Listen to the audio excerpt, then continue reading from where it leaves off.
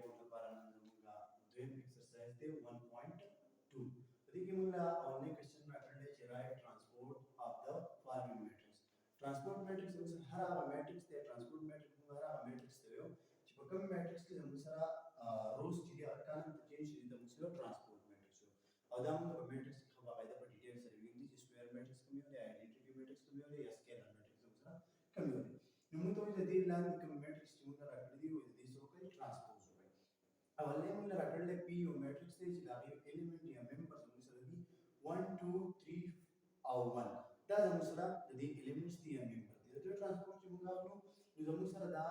1 او 3 دلته موږ سره په کالم کې دی ट्रांसपोज چې موږ غواړو دا موږ سره رو ته چینج کیږي دا موږ سره شي کوی دا موږ سره کالم دی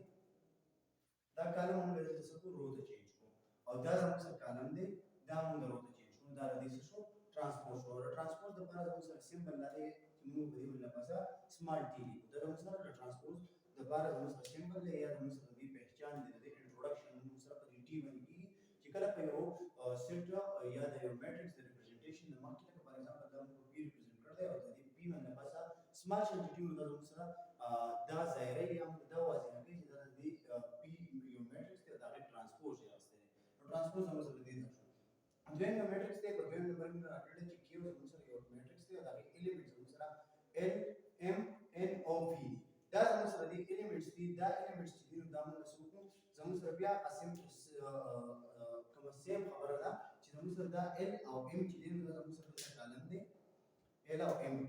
دا ال ام موږ سره کالم دی دا روته چینج شو دا ام پی موږ سره کالم دی دا روته چینج شو اټس مین د دې دا موږ سره ट्रांसपोज بیا موږ سره 6 دی دا به موږ سره سپیشل کیس دی نو دې موږ سره هم 6 راځي سپیشل کیس لپاره دا موږ سره دی او دا موږ په ایکسپلین باندې ډیټیل باندې ویلي چې سپیشل کیس یې موږ سره بلکې چې موږ راکړل دی -5 1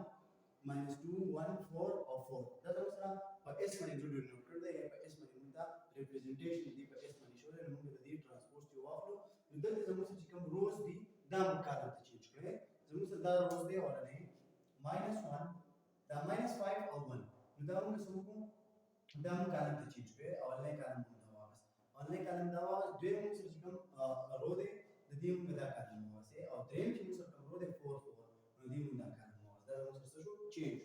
اوس په دې کې اخري کوېسچن موږ راکړل په ټی باندې ریپرزنټ کړل دا ممبر یا ایلیمنټ موږ سره دي 6 7 8 13 1 3 2 4 او 5 د دې ट्रांसपोज چې موږ اخلو د دې ट्रांसपोज موږ چې اخلو چې دا کوم کالم چې دی دا کالم موږ څو رو ته چینج کړی دا کالم موږ د رو ته چینج کړی دلته ورې 6 13 2 نو دلته 6 13 2 اوس بیا دی یو شي کوی 7 1 4 نو 7 1 4 دا دلته کالم او انت موږ رو ته چینج کړو دا دلته کالم دی او دلته موږ څو رو ته چینج کړو اوس په دې پسې موږ کوېسچن نمبر 2 راکړل چې which are the following matrix are transpose of each other موږ له سلور میټرکس راکړل دي A میټرکس راکړل B میټرکس راکړل دي C او D وې په دې کې وګورئ چې د یو بل ट्रांसपोज کوم دي نو A میټرکس موږ راکړل دي په A میټرکس کې موږ سره A1 یو ممبر دی A2 دی B1 دی او B2 دی نو اوس تاسو راشي د دې موږ سره ट्रांसपोज موږ سره معلومو دا موږ سره دلته چې دی رو دی دا موږ سره رو ده کدا رو په دې کې موږ سره د B چې کوم